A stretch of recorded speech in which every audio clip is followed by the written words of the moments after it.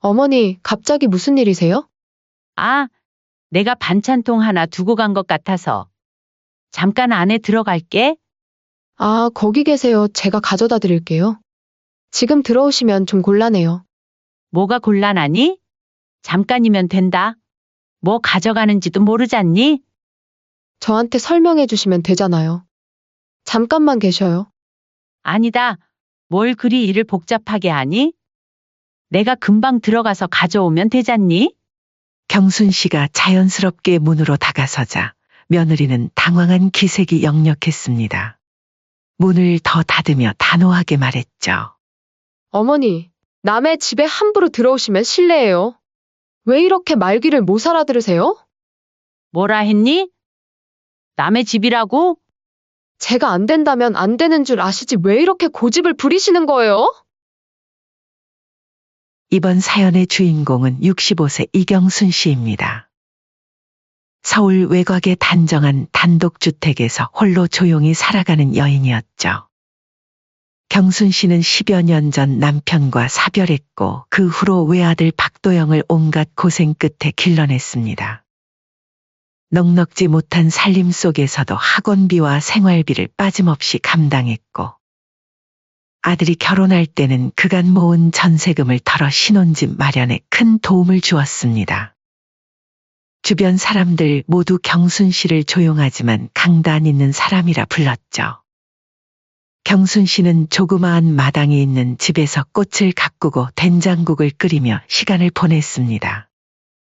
아침이면 마당에 핀 꽃들에 물을 주고 소박한 식탁에 혼자 앉아 식사를 했죠.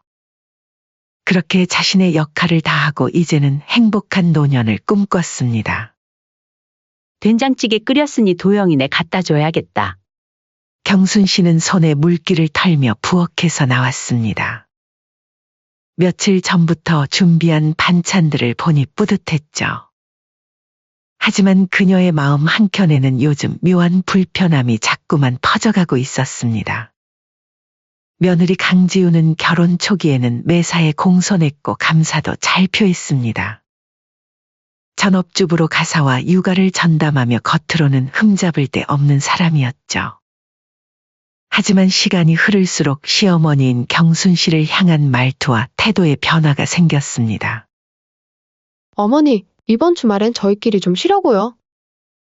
애 좀 봐주실 수 있으세요? 며느리의 목소리가 전화기 너머로 들려왔습니다. 나도 주말에 약속이 좀 잡혀 있는데 다음 주는 어떠니? 어머니, 아시잖아요. 요즘 육아 스트레스가 너무 심해서 이번 주만 좀 봐주시면 안 될까요? 이런 일이 한두 번이 아니었기에 경순 씨는 한숨을 내쉬었습니다. 그녀는 아들 도영이의 행복을 위해 혹시라도 며느리와의 관계가 악화될까봐 묵묵히 참아왔습니다. 일주일에 두세 번 경순 씨는 집에서 정성껏 만든 반찬을 챙겨 아들 집에 들렀습니다. 그럴 때마다 손주를 잠시 봐주며 며느리가 편히 쉴 수 있게 도왔죠. 며느리는 겉으로는 고마워했지만 경순 씨는 점점 더 그 미소가 진심이 아니라는 것을 느꼈습니다. 어머니, 오늘은 제가 친구를 만나기로 해서요. 오늘도 잠깐 봐주시면 안 될까요? 그래, 내가 봐줄게. 몇 시에 돌아와? 조금 늦을 수도 있어요. 오랜만에 만나는 친구라서. 어머님이 최고예요. 다음에 제가 맛있는 거 사드릴게요. 으이구, 말은 잘한다. 일단 잘 다녀오거라. 며느리는 예쁘게 화장을 하고 외출복으로 갈아입었습니다. 경순 씨는 평소보다 화려한 옷차림이 눈에 띄었지만 젊은 사람이니 당연하다 생각했죠. 그러던 어느 날 이상한 점이 눈에 들어왔습니다. 아들 부부의 아파트 전용 주차구역에 주차되어 있는 낯선 고급 외제 차량이었죠. 검정 벤츠 한 대가 매번 경순 씨가 도착할 때마다 같은 자리에 세워져 있었습니다. 어라, 또 이 차네. 경순 씨는 처음엔 대수롭지 않게 넘겼습니다. 전용 주차구역이지만 어차피 아들이 출근하는 시간에는 자리가 비어있기에 어쩌다 한 번은 그럴 수도 있다 생각했습니다. 하지만 그 차는 일주일 간격으로 꾸준히 그 자리를 지키고 있었습니다. 내가 갈 때마다 이 차가 있네. 뻔뻔하기도 하지. 뭐라 애기를 안 하니까 당연히 여기다 주차하는 걸로 생각하는 거 아니야? 가만히 있어봐. 경비실에 말해놔야겠어? 어느 날 경순 씨는 경비실로 향했습니다. 혹시 백이동 502호 전용 주차구역에 주차된 벤츠 차량 누가 된 건지 아세요? 매번 우리 주차구역에 대고 있더라고요. 경비원은 잠시 컴퓨터를 확인한 후 대답했습니다. 아, 그거요? 확인해보니까 세대주 측에서 등록한 차량인데요. 그 말을 듣는 순간 경순 씨의 가슴이 철렁 내려앉았습니다. 그녀가 알기로 아들 도영이는 차량을 바꾼 적이 없었고 그런 고급 차량을 새로 들일 상황도 아니었습니다. 이상하다. 도영이는 분명 차를 바꿨다는 말이 없었는데. 일단 알겠습니다. 감사합니다. 경순 씨는 고개를 끄덕이며 경비실을 나왔습니다. 그날 이후 경순 씨는 아들 집 근처에 갈 때마다 주변을 더욱 유심히 살피기 시작했습니다. 손주를 돌볼 때도 며느리와 대화할 때도 그녀의 눈은 더 날카로워졌죠. 경순 씨의 눈에는 이제까지 보이지 않던 것들이 하나둘 들어오기 시작했습니다. 며느리의 핸드폰이 이전보다 자주 울렸고 그때마다 그녀는 서둘러 다른 방으로 가서 통화했습니다. 경순 씨가 갑자기 방문했을 때는 당황하는 기색이 역력했고 집안의 분위기도 미묘하게 달라져 있었죠. 어머니, 오늘은 제가 좀 피곤해서요. 일찍 돌아가시면 안 될까요? 오늘은 정말 곤란해요.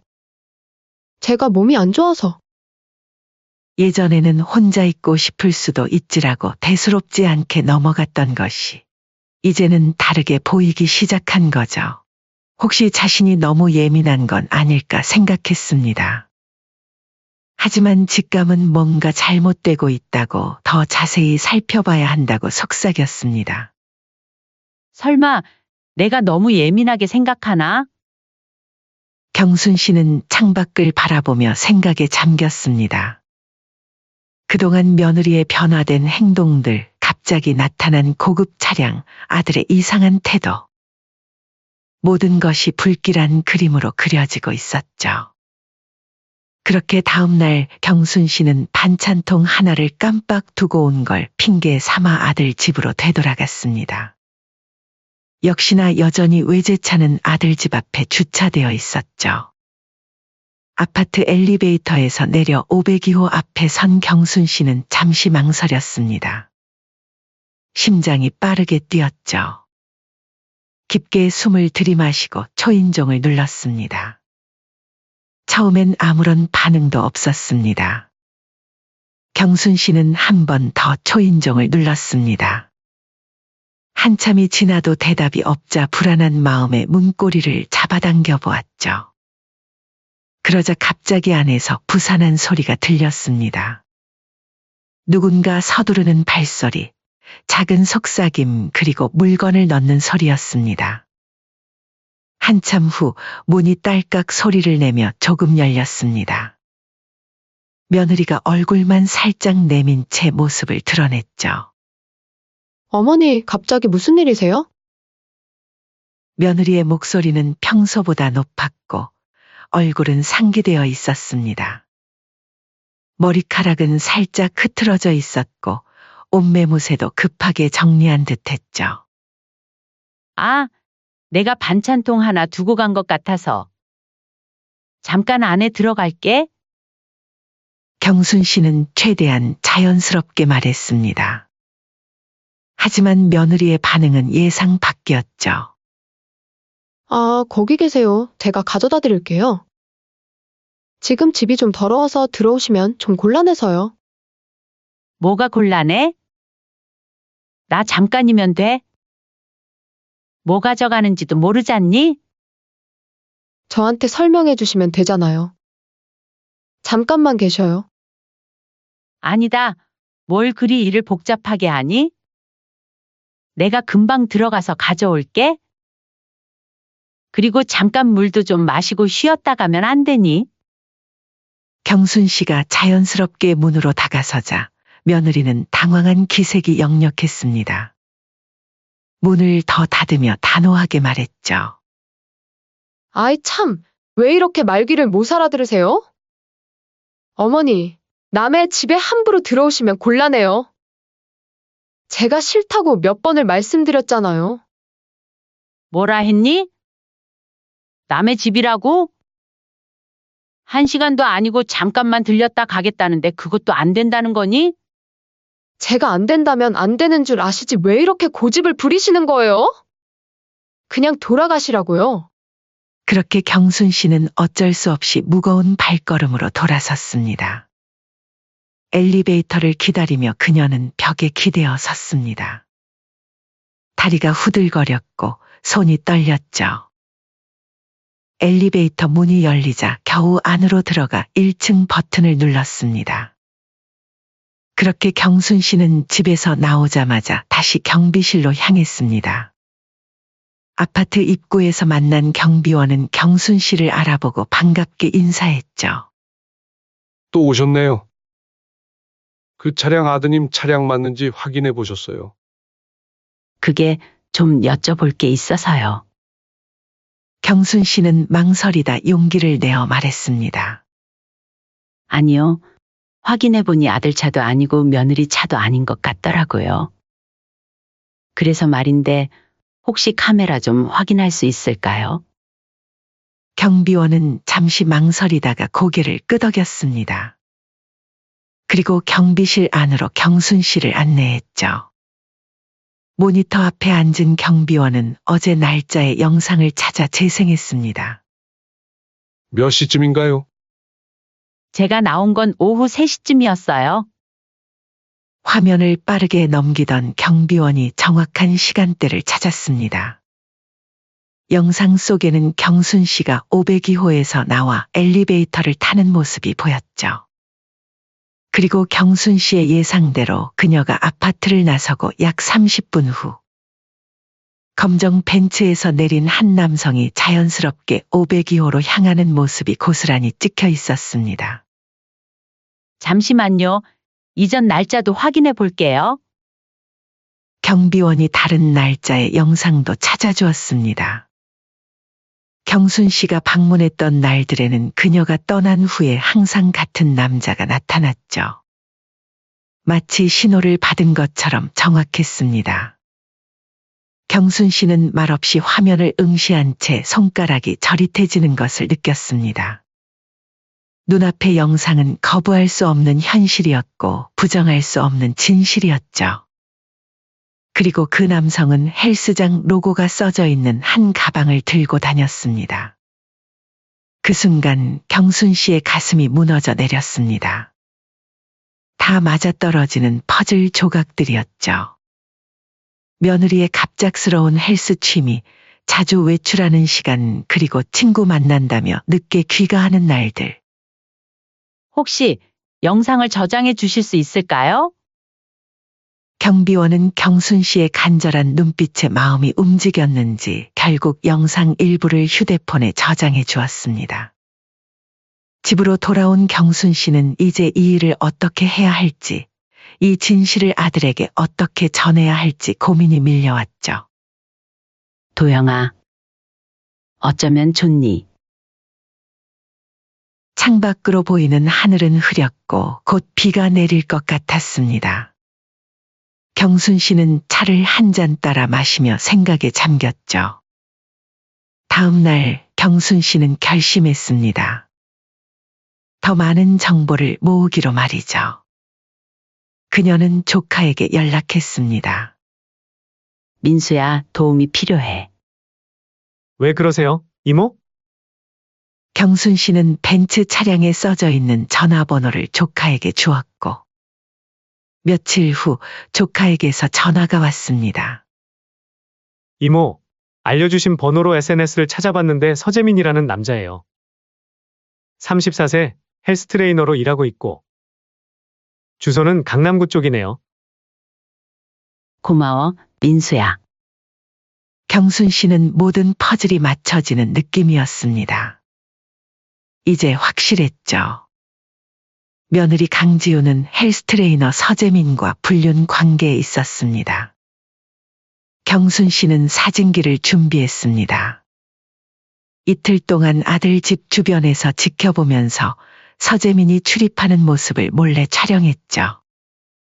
자동차 번호판, 그가 아파트에 들어가는 모습, 그리고 한 번은 며느리와 함께 나오는 장면까지.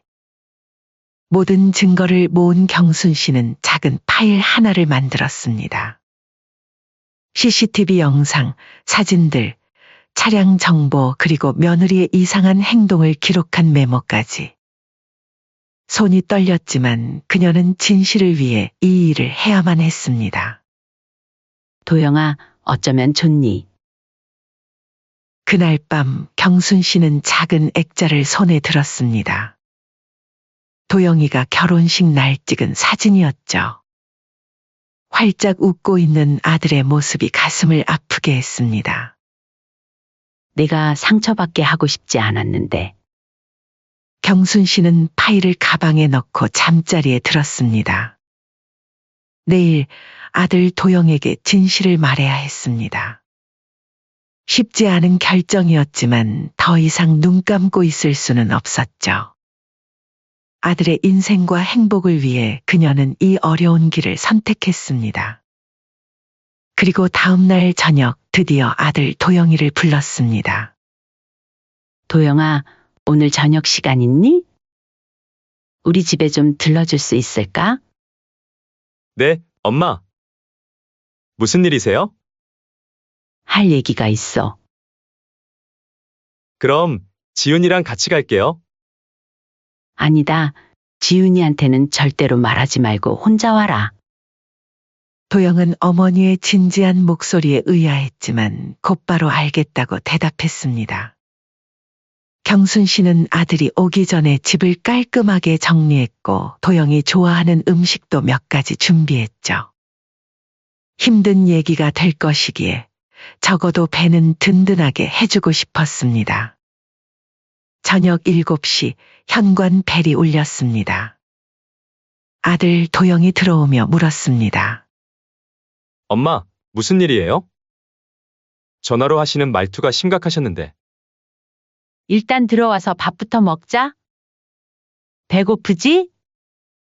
식사 동안 두 사람은 별말 없이 음식을 먹었습니다. 도영이 몇 번 무슨 일인지 물었지만 경순 씨는 밥 먹고 얘기하자. 고만했죠. 식사를 마치고 거실로 자리를 옮겼습니다. 도영아, 앉아서 이거 좀 보거라. 경순 씨는 준비해둔 파일을 꺼냈습니다.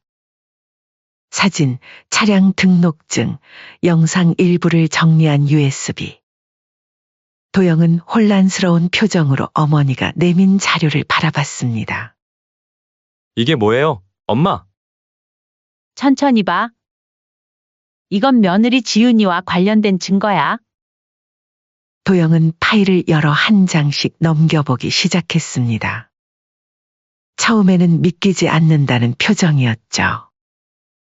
하지만 자료를 더 살펴볼수록 그의 얼굴이 점점 굳어갔습니다.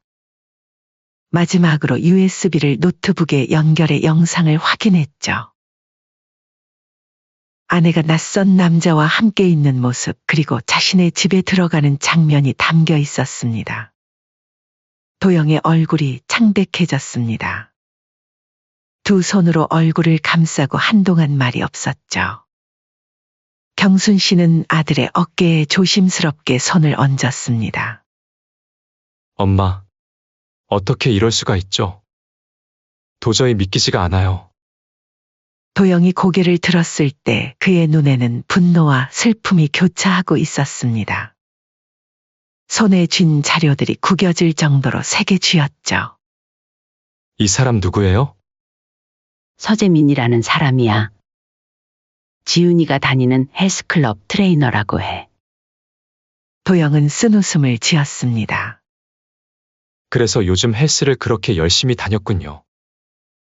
저는 건강을 위해서라고 생각했는데, 경순 씨는 아들의 상처 입은 표정을 보는 것이 너무 아팠습니다. 이제 어떻게 해야 할지 모르겠어요. 엄마, 너무 배신감이 들어요. 우리 가족 먹여 살린다고 야근까지 해가면서 열심히 돈 벌어서 가져다 준 게 바보같이 느껴져요. 도영의 목소리가 갈라졌습니다. 경순 씨는 아들을 가만히 안아주었습니다. 어린 시절처럼 등을 토닥이며 위로했죠. 우리 아들 다 괜찮아질 거다. 하나하나 해결해 나가보자. 엄마가 옆에 있잖니? 도영은 한동안 말없이 어머니의 품에 안겨 있었습니다. 그리고 천천히 일어나 결심한 듯 말했습니다. 오늘은 여기서 자고 가도 될까요? 생각할 시간이 필요해요. 당연하지. 내 방은 항상 그대로 있잖니.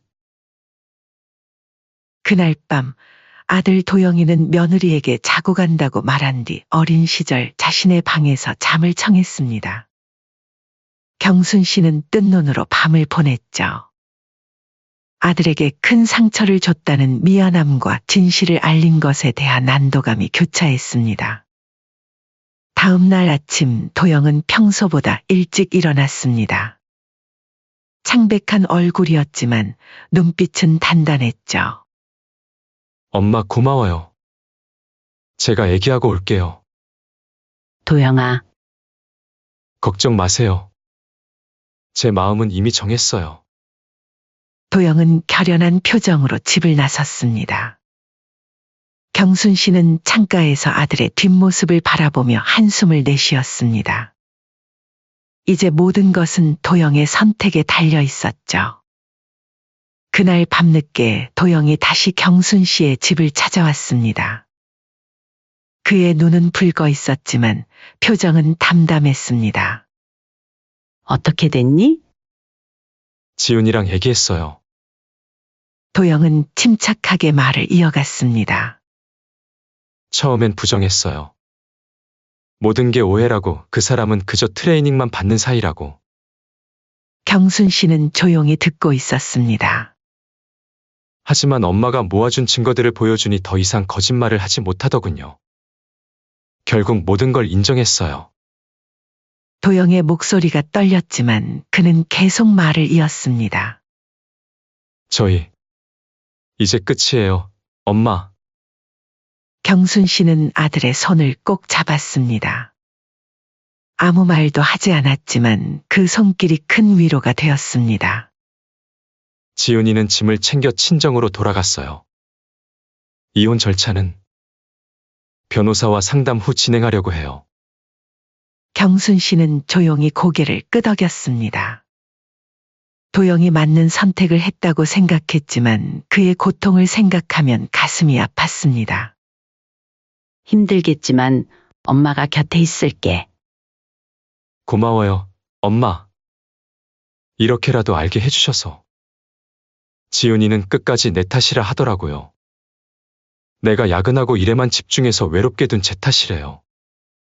경순 씨는 깊은 한숨을 내쉬었습니다. 그게 어떻게 너 탓이니? 말도 안 되는 소리를 하는구나. 어떻게 사람이 이렇게 뻔뻔할 수가 있니? 너가 가족을 위해 얼마나 열심히 일해왔는지 엄마는 다 아니까 자책하지 말거라. 경순 씨는 창밖을 바라보았습니다. 가을 하늘이 맑았고 단풍이 물들기 시작했죠. 도영아, 우리 함께 이겨내자. 경순 씨는 아들의 어깨를 토닥이며 속삭였습니다. 이제 그들에게는 새로운 시작이 기다리고 있었습니다.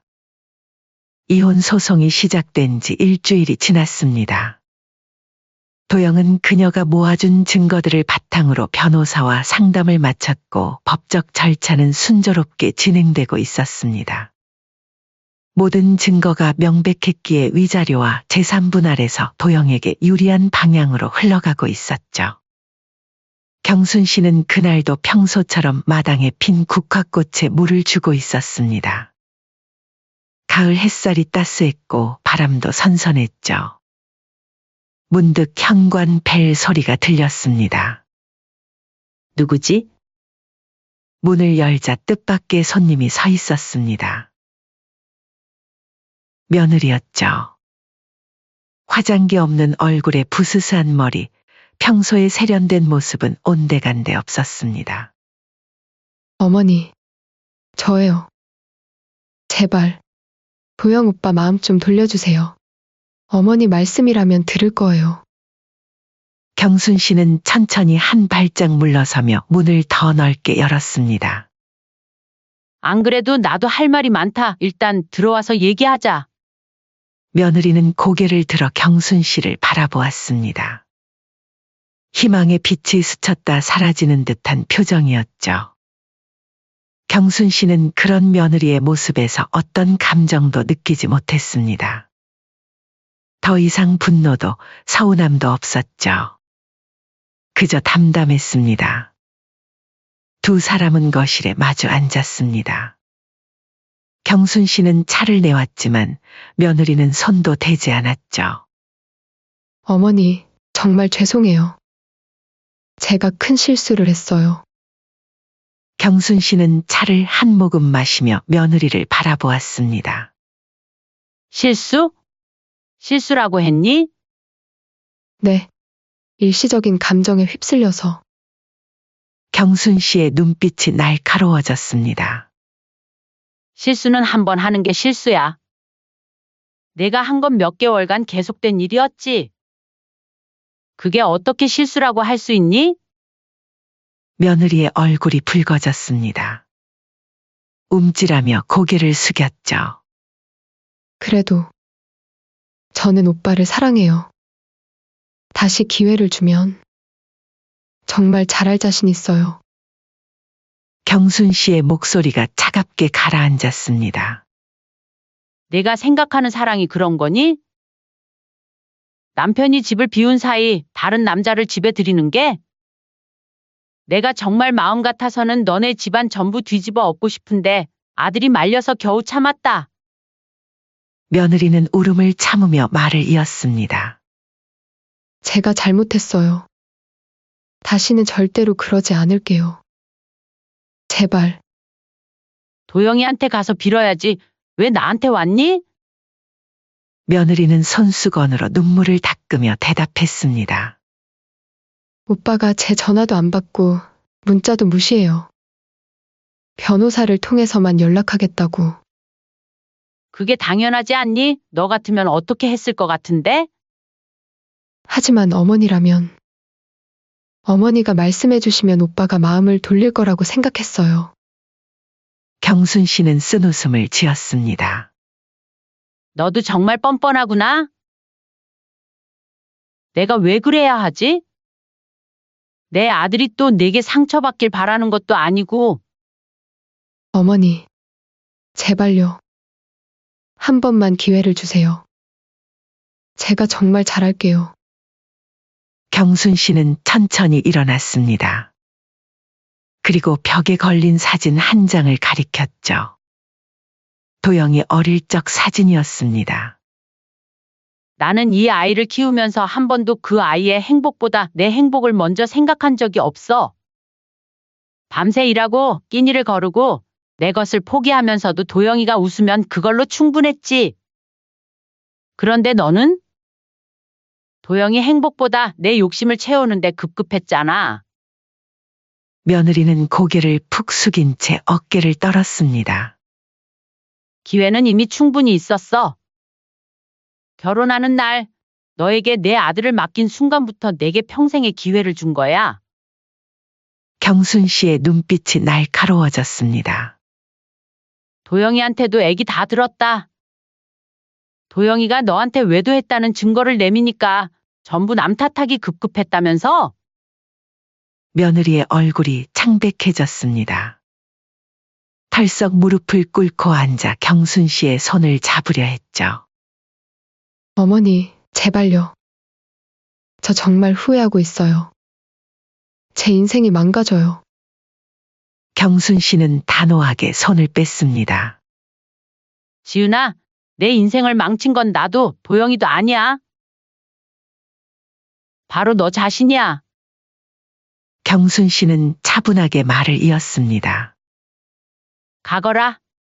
도영이도 나도 이제 새 출발을 할 거야. 너도 자신의 잘못을 되돌아보고 새 삶을 살아가길 바란다. 며느리는 흐느끼며 현관으로 향했습니다. 문 앞에서 마지막으로 돌아보았죠. 어머니, 정말 죄송해요. 한 번만 더 생각해 주세요. 경순 씨는 아무 말 없이 바라보았습니다. 며느리는 고개를 숙이고 집을 나섰습니다. 문이 닫히는 소리와 함께 경순 씨는 깊은 한숨을 내쉬었죠. 이제 끝났구나. 한 달 후 이혼 소송은 도영에게 유리한 방향으로 마무리되었습니다. 며느리는 위자료를 지불해야 했고 제3분할에서도 크게 불리한 입장에 놓였죠. 결국 그녀는 원룸으로 옮겨 살게 되었습니다. 지역 커뮤니티에는 며느리의 불륜 사실이 퍼졌고 그녀가 다니던 헬스클럽에서도 사람들의 시선이 따가워 결국 그만두게 되었습니다. 상간남은 이미 다른 여성과 어울리고 있다는 소문이 돌았습니다. 며느리는 사회적 고립 속에서 서서히 잊혀져 갔죠. 한편 도영은 어머니 경순 씨의 집으로 들어왔습니다. 처음에는 임시적인 거처로 생각했지만 함께 지내는 시간이 길어질수록 두 사람 모두 이 생활이 편안하다고 느꼈습니다. 엄마, 저 오늘 회사에서 좋은 소식이 있어요. 어느 날 저녁 도영이 밝은 표정으로 집에 돌아왔습니다. 뭔데? 승진했어요. 팀장으로요. 경순 씨는 기쁜 마음에 도영의 등을 두드렸습니다. 축하해, 도영아. 내 아들이 최고야. 엄마 덕분이에요. 엄마가 아니었으면 저 아직도 눈 가리고 아웅하고 있었을 거예요. 경순 씨는 따뜻한 미소를 지었습니다. 몇 개월 전만 해도 도영의 눈빛은 슬픔과 상처로 가득했는데 이제는 다시 생기가 돌아왔습니다. 이제 슬슬 새 집을 알아봐야 하지 않을까? 경순 씨가 물었습니다. 도영은 고개를 저었죠. 왜요? 저 엄마랑 같이 있는 게 좋은데. 그래도 나랑 살면 답답하지 않아? 도영은 웃으며 경순 씨의 손을 잡았습니다. 엄마, 그럴 리가요? 저는 오히려 옛날 생각도 나고 얼마나 좋은데요? 경순 씨의 눈시울이 붉어졌습니다. 도영은 계속 말을 이었죠. 그리고 솔직히 엄마가 끓여주시는 된장찌개가 세상에서 제일 맛있어요. 이거 포기하면 제가 바보죠. 두 사람은 함께 웃었습니다. 그리고 얼마 후 도영은 조심스럽게 말을 꺼냈습니다. 엄마, 그리고 사실 제가 요즘 만나는 사람이 있어요. 경순 씨는 놀란 표정으로 아들을 바라보았습니다. 정말? 누군데? 회사 같은 부서의 동료예요. 오래 전부터 알고 지냈던 친구인데 이혼 후에 많이 의지가 됐어요. 경순 씨는 미소 지었습니다. 그렇구나. 좋은 사람이니? 네, 정말 착해요. 다음에 소개시켜 드릴게요. 그래, 기대할게. 경순 씨는 아들의 밝아진 모습에 마음이 따뜻해졌습니다. 모든 일이 지나가고 이제는 새로운 시작이 기다리고 있었죠. 그렇게 몇 년 후 도영은 새 여자친구와 결혼했습니다. 하지만 경순 씨의 집을 떠나지는 않았죠. 대신 집 옆에 작은 집을 지어 함께 살기로 했습니다. 가족은 더욱 확장되었고 웃음소리가 끊이지 않았습니다. 어느 봄날 경순 씨는 마당에 앉아 꽃을 가꾸고 있었습니다. 도영과 새 며느리가 나란히 앉아 도와주었죠. 어머니, 이 꽃 정말 예쁘네요. 새 며느리 미연이가 말했습니다. 경순 씨는 미소 지었습니다. 그래, 이 국화는 매년 더 아름답게 피어나는구나. 도영이 어머니의 손을 잡았습니다. 엄마, 정말 고마워요. 엄마 덕분에 제가 지금 이렇게 행복해요. 경순 씨는 아들의 손을 꼭 쥐었습니다. 시간이 흘러도 변하지 않는 것이 있었습니다. 그것은 바로 가족의 사랑이었죠. 진짜 가족만이 남았구나. 이게 행복이지. 경순 씨는 따스한 봄 햇살 아래서 소리내어 말했습니다. 이제 그녀의 가슴에는 불안이 아닌 평화와 행복이 자리 잡고 있었습니다.